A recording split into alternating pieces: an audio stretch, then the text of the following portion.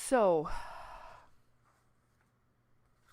the interesting thing about being close to God is that it really it takes a conscious effort. It is a discipline. It starts by disciplining yourself. Now, personally, what I've done to get myself into a place where, we sit in heavenly realms. Our spirit man sits in heavenly realms. When we train it to sit there, okay? When we have faith to know that it's there. It's all the catalyst to anything in the kingdom is faith, okay? So what I found personally to be of great value was to set my phone. Now, you can go to any sports store and you can get a special watch. It doesn't tell the time, but what it does is you can set it to vibrate or go off every 10 minutes around the clock, 24 hours a day. But I didn't have $25 to do that at the time. And I've done this on and off when I find I need a little bit of spark. I need to be reminded. I need to go deeper, or I'm going through a lot of trials and tribulations. I will do this, okay? So I'll set my telephone on vibrate every 10 minutes. Now, your phone will probably last. You go into the timer, and I think most phones will last about 3 hours. So it will vibrate for you for about 3 hours. So what you'll have to do is reset it every 3 hours, okay? So when I do this, the purpose of doing this is to keep my spirit man, to shake it up every 10 minutes, to shake up my mind every 10 minutes, and to acknowledge the presence of God every 10 minutes. Now, do I sit there and pray for 10 minutes? Well, if you have a job, well, you have to work. But you can take 30 seconds out to acknowledge the presence of God, to greet God, to say, hello, Lord, I love you. Not to, say the same thing every time, because then it turns into a habit and it turns into a rotation kind of thing. But to keep it fresh and just say, wow, Lord, you're amazing. Or, wow, Lord, I love sitting in my heavenly place. Or, wow, Lord, I feel your presence. So what you're doing is you're connecting your mind, your will, your emotion, and your spirit man to his presence. We know, according to the word of God, that he is there. So I like to call this practicing his presence, or you may call this keeping the windows open, or you may call this transitioning and going from the natural to the supernatural, okay? But to do it consistently, you can be asking the Lord, Lord, what do you want me to do? Lord, where are you standing? So you can turn this also into a directional exercise. So it can be for identity's sake. It can be for training your spirit's sake. It can be connecting the natural with the supernatural. It can be for meditating on him. It can, once again, keep the windows open for direction. So, we say we live spirit-led lives. So if you're desiring to live a deeper, in that deeper place all the time, or you're desiring to be closer to God, or you're desiring to sit in your heavenly place all the time, this is how you do it. Okay, this is the first step in doing this. All right. So basically, you make a deliberate act, you become intentional, and when you really stop and think about it, okay, now stop and think about it, 10 seconds, And that would be 6 times in 10 seconds, 6 times every hour. So that's only a minute an hour that you're really pressing in. But it's a consistent thing. And you'll find that by doing this, it will become, well, you know what? It takes 21 days.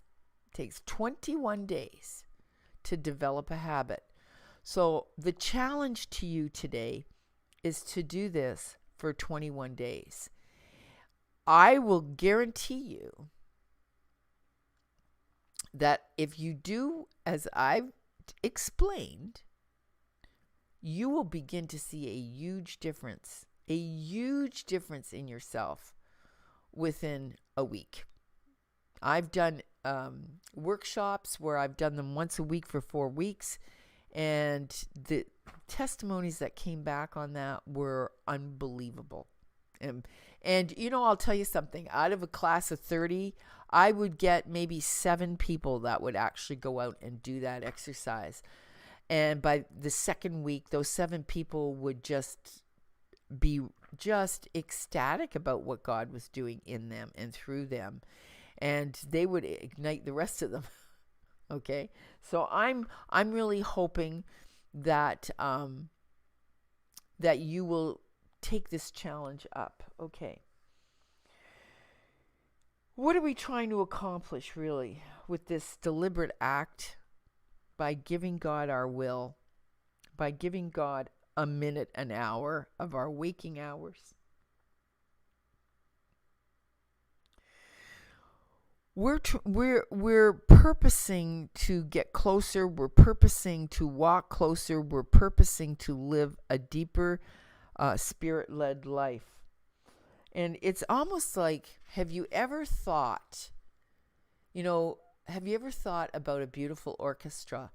And whether you like classical music, whatever music you prefer, when you look at the instruments being played, when they're all played together, okay, when they're all played together, how beautiful that is to our ears.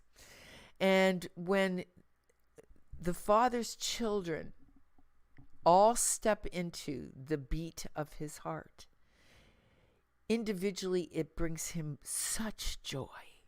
It brings him such joy when you synchronize your heart with his heart, your mind with his mind. He just loves it. Okay.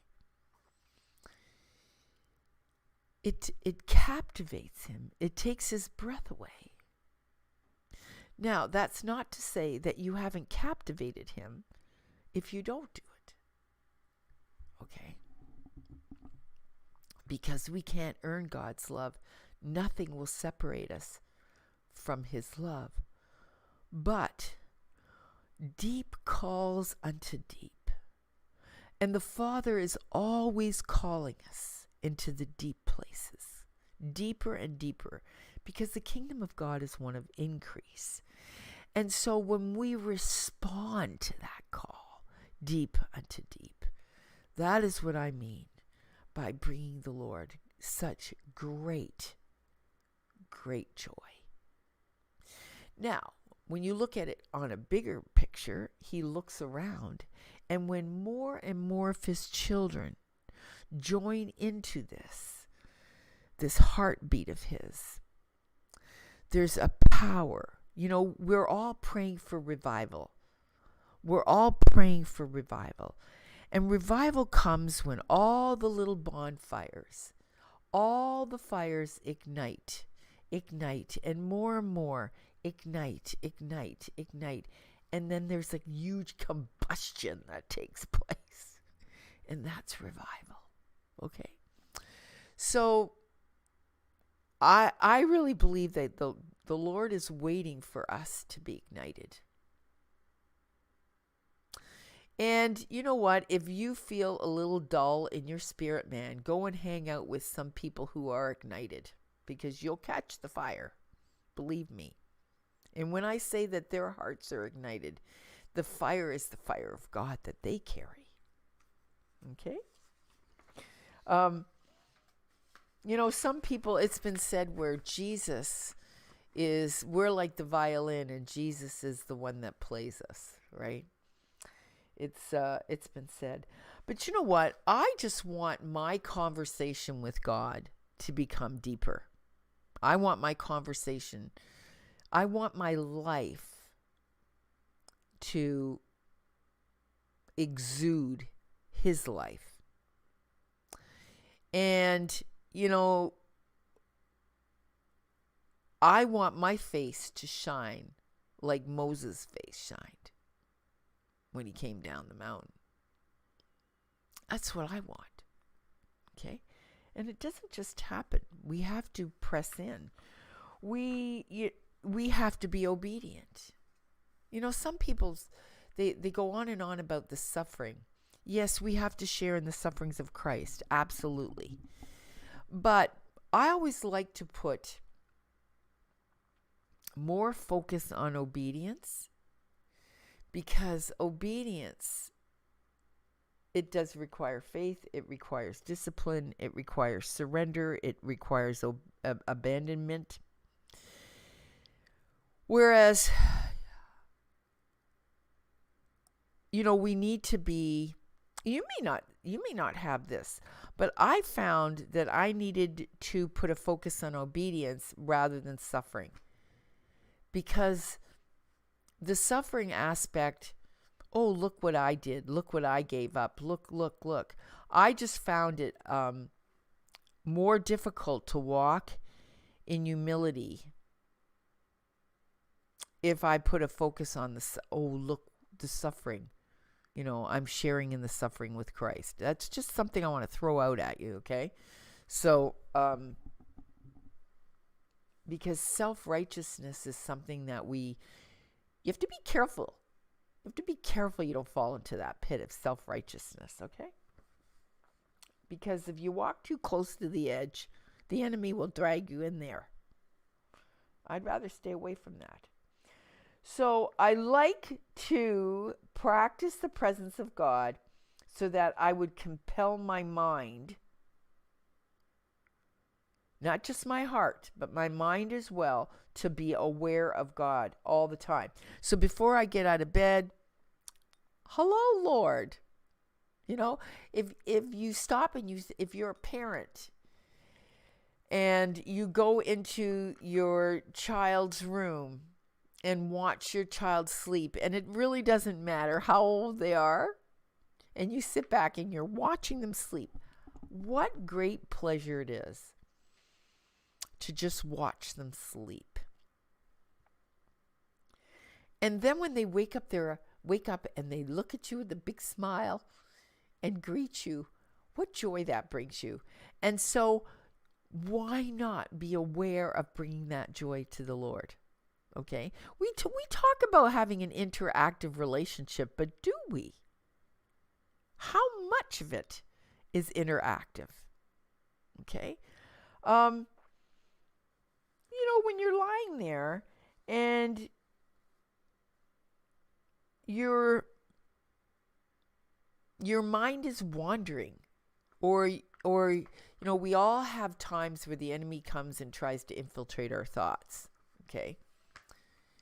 If you have a discipline in place where I'm just going to practice the presence of God. I'm not going to buy into a wandering mind. I'm not going to spend any time thinking about what this person did to me, because, I've learned that whatever you look at, whatever you think about, you empower it, you feed it, it gets bigger. If you're thinking about people who have offended you, yes, there is a time that you need to unload those things. You need to sweep the house clean. That's what we mean by sweeping it clean. Sweep out your mind. Sweep out those thoughts. Sweep out the woundedness. Sweep it all out. There's a time that you need to express, not to shove it underneath the carpet, to express your pain, express your woundedness. Yes. Absolutely. But at the same time, enough is enough. And knowing when to, you've emptied out the pain, and now it's time to stop talking about it. Now it's time to shift your thoughts from yesterday onto the future. To set your eyes upon the joy in front of you. Now, Christ did that, didn't he? Jesus did that when he walked Calvary. He set his eyes upon the joy in front of him. And so, in other words, he set his eyes past the adversity. He put his eyes on the goal. He empowered the goal. He empowered the burning desire to reach the goal within him. That's how we get strong. That's how we walk through the valley. We praise, we worship. What does that do when we praise and worship in our moments of adversity? What is actually happening in the unseen realm? Well, your spirit man is joining. It's connecting itself to the Spirit of God. Your heart is coming along, and the gates of your heart is opening up when we worship, and his Spirit is coming down and connecting with your spirit. You become strengthened in your inner man.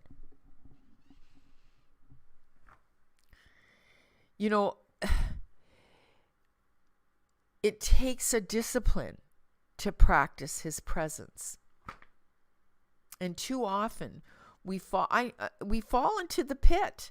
Listen, I lived a very religious life for 15 years, and nobody stopped to tell me how to fight. Nobody stopped to tell me how to that I could put my hand in the hand of the Father and be lifted out of that pit. Nobody shared that with me. Because nobody talked that way. Okay? So I'm telling you now that this isn't just a challenge for those of you who want to get closer to God in toasted with God. This is also for those of you who are suffering and find yourself too often sitting in that dark, deep pit. Give yourself a shake.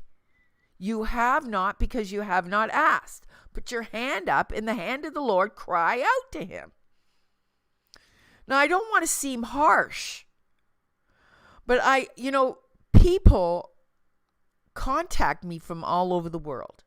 So I have a group of people who encourage me.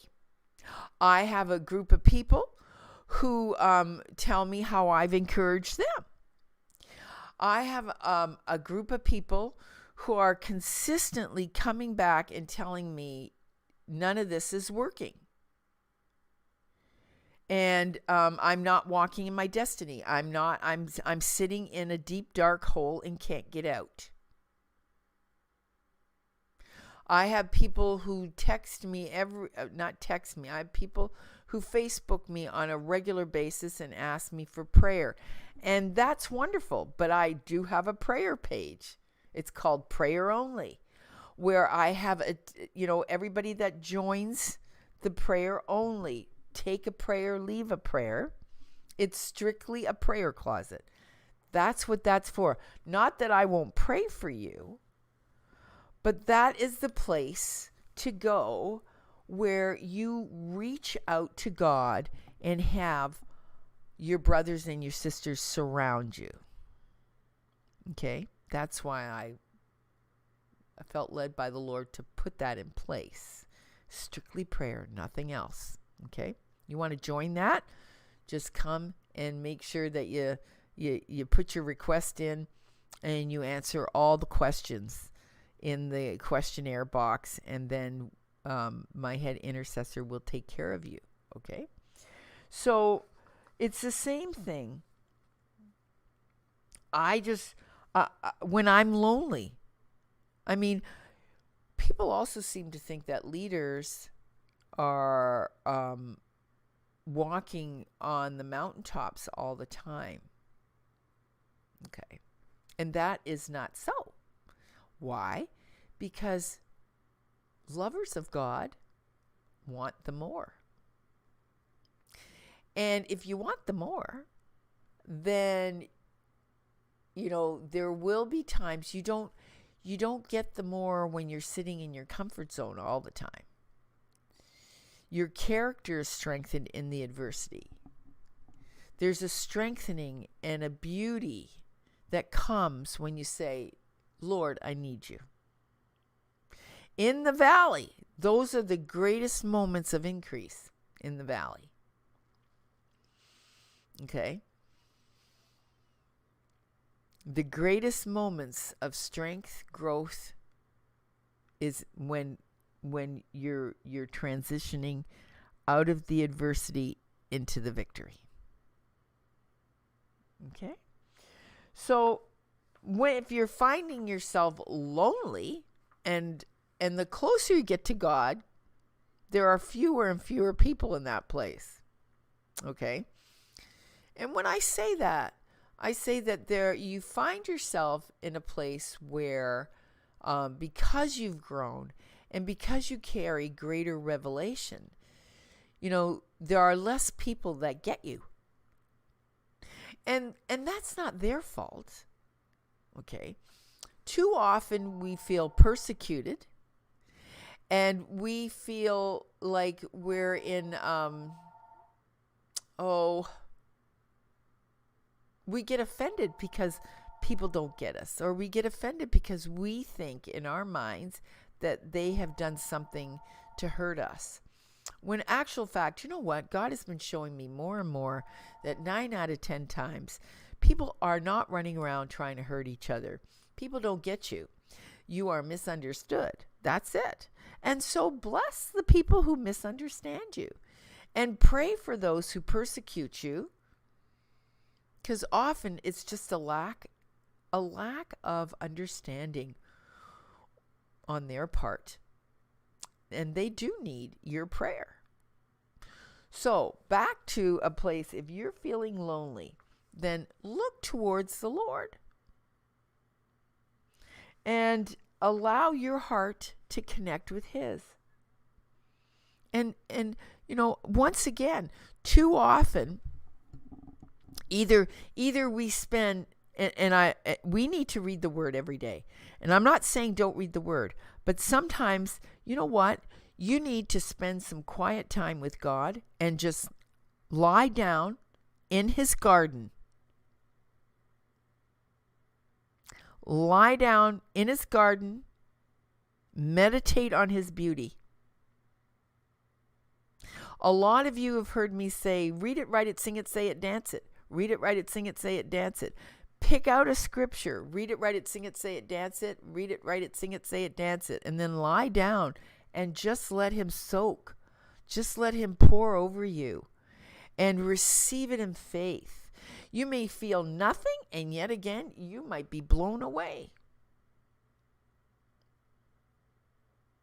But you receive it because you know that the Father is there.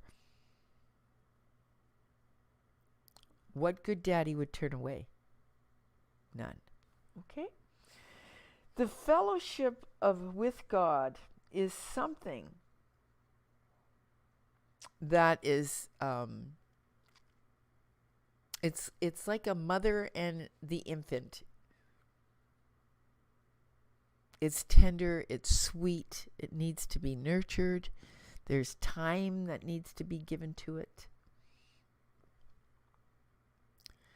It's warm, it's cozy. I'm trying to find some words really don't define it. It's beautiful. Okay. The challenge when I read this article was to bring it from every 10 seconds into every moment. When you read the Brother Lawrence, he's got a book out. He would look for the beauty of God in every single thing he did. I mean, moment by moment. When he did the dishes,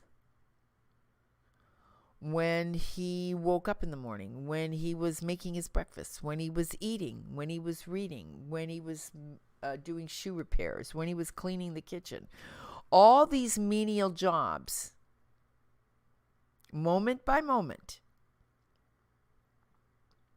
practicing the presence. Lord, what do you want me to do? Lord, and I mean, I've taught people how to hear God's voice, and hey Lord, who's on the phone? Lord, how long do you want me to cook the peas? So there's a beauty that comes. It might seem over the top, second by second. It's the same thing when you get up.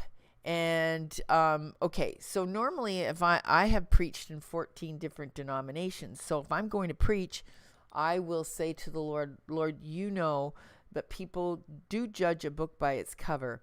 So I want to be a pleasing package for the people I'm going out to minister to. What do you want me to wear? And God will tell me what to wear. Okay. So I've been doing that for years. But now, we want the increase, so there has to be more abandonment. So I'm beginning to do that in a place where, you know what? I think, Lord, I will ask you what I should wear on a more regular basis. Okay. What do you want me to wear today? And what do you, when I go shopping, what do you want me to buy? Would you like me to phone somebody right now? Who would you like me to phone? You see, some people would call this radical abandonment, and it is radical abandonment. But the rewards are pretty radical too.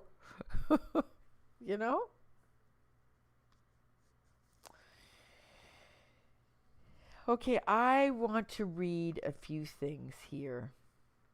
What